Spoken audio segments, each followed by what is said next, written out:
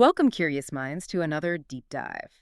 Today, we're embarking on a linguistic journey, really tapping into something profoundly human, reflection, and those powerful what ifs. Mm. We've got a really fascinating source for our deep dive today. It's excerpts from an audio guide on past modals, part 2, from Robert English Coach. It's basically a series of 50 short reflections, all centered around the journey of learning English. Yeah, and what's really striking, I think, is how these sentences, which seem pretty simple on the surface, regrets, missed opportunities, they actually form this incredible sort of Rosetta Stone for learning wisdom.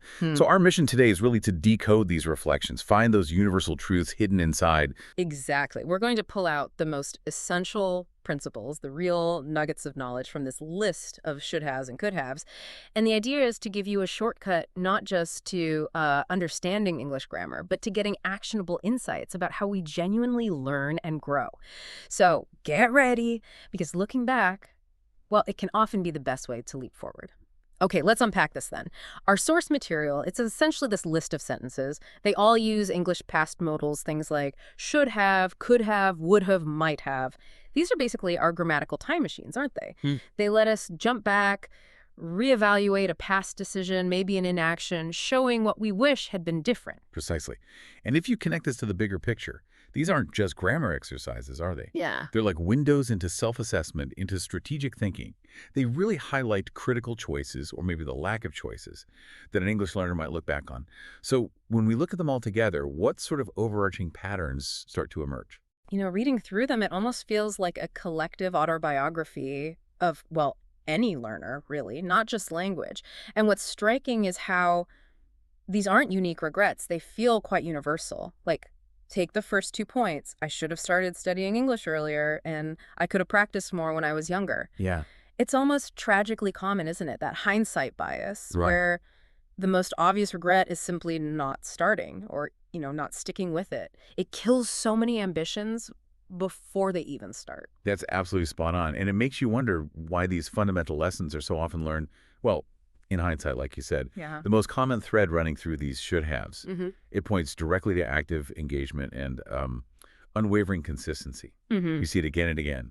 I would have improved faster if I had been consistent, or I shouldn't have postponed my lessons. Also things like I could have joined an English club or online forums. Right. There's this constant sort of lament about not having that continuous immersive practice. Things like I could have used language apps earlier or attended more workshops. It's that daily grind, that often makes the biggest difference, and it's often the hardest part to maintain. Yeah, absolutely. But it goes beyond just doing things, doesn't it? Yeah. This source also really highlights how we approach our learning. It's not just showing up. It's about the specific methodologies, the habits we might overlook. That was quite eye-opening for me. Definitely. For instance, you see points like, I shouldn't have ignored my teacher's advice, I shouldn't have relied only on textbooks. Classic ones. Right, or even simple things like, I should have watched more movies in English, or listened to more English songs, or used subtitles in English. It feels like a roadmap for smarter learning, not just, harder learning. Absolutely. The wisdom isn't just in what to study, but like you say, how you integrate it, how you make it part of your life. And the list gets surprisingly specific about skill building, too, beyond just general practice. You get things like, I should have memorized more vocabulary, maybe using flashcards. I would have understood grammar better with more exercises and reviewed grammar rules more. Or I could have practiced writing essays. Even pronunciation comes up. I could have recorded myself speaking, and I would have corrected my pronunciation earlier. It's like a really comprehensive self-critique of a learning process. And what's really compelling here, I think, is the sheer variety of ways to learn that get mentioned. It's not just formal study in a classroom. No, not at all. The list powerfully emphasizes the importance of immersive experiences and real-world application. Indeed. I mean, consider the impact of wanting to have done these things. I could have traveled to an English-speaking country. I would have practiced speaking more often, and I could have practiced with native speakers. Big ones. It's huge. These points just underscore that irreplaceable value you get from stepping outside the classroom for that truly organic, maybe even high-stakes learning. Yeah. And it connects directly to the practical outcomes people want, right? Like, I would have more opportunities if I had been fluent, or I would have felt more confident in interviews. It's a great reminder that language isn't just a subject you study, it's a tool for life. But the insights don't stop there, do they? It's not just the what or the how. This list also digs really deep into the mindset needed for effective learning. It explores those emotional, psychological battles we often face. We've all been there, right? Oh, yeah. That moment you realize you probably should have just opened the grammar book instead of scrolling social media for an hour. Guilty. Haha, yeah. The list directly addresses these inner struggles. I shouldn't have been afraid to speak. I shouldn't have doubted my abilities, and I shouldn't have compared myself to others. These are such crucial insights into the psychological hurdles we put up for ourselves. It's a real deep dive into the human side of learning, isn't it? Totally. These reflections, they highlight that belief and resilience are just as critical as any study method. And other points touch on the practical side of motivation, discipline, how those were missed. I would have been more disciplined with a schedule. I might have stayed motivated with rewards.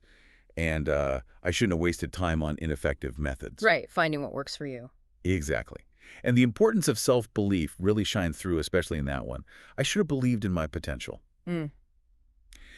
So when you look at all these common psychological pitfalls, what principles for current learning really leap out at you for our listener right now?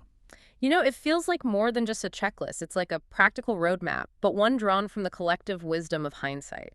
This whole deep dive, it gives us a really concrete framework of strategies. Everything from consistent practice and trying varied methods to overcoming self-doubt and actively seeking immersion. It's all synthesized from these powerful reflections. It's like a shortcut to understanding a truly holistic approach to learning any language, really. And the most profound nugget, I think, comes right at the very end, number 50. After all these reflections on missed opportunities, past regrets, the final point is this powerful pivot.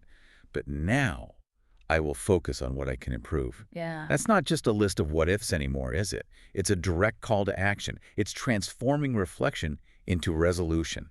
So what does this all boil down to for you, listening right now? The real insight here, I think, is that understanding past potential or even past mistakes, it's not about dwelling on what you can't change. No. It's about taking those insights, those hard-won lessons from hindsight, and actually applying them to the present, using them to build a better future. These past modals, they're not just for looking back. They're a springboard for what you will do starting today. So you've seen how just a simple list of grammar examples can become this really profound deep dive into effective learning, into personal growth, and into that transformative power of shifting from regret to decisive action. Think about that, just 50 simple sentences. Yet they form this incredible kind of Rosetta Stone of learning wisdom. It's like finding a masterclass in personal growth hidden in plain sight, distilled down to its core principles. It really underscores the idea that every piece of information, no matter how small it seems, can offer significant value if you approach it with curiosity, with a critical mind. So maybe the next time you find yourself reflecting on a should have or a could have in your own life, whether it's about learning a language, mastering a skill, maybe even navigating a relationship, consider this. What specific, actionable insight can you pull out from that reflection right now, today? What can you focus on improving, starting now, based on that past experience? That, I think, is the real power of the deep dive. Robert English Coach.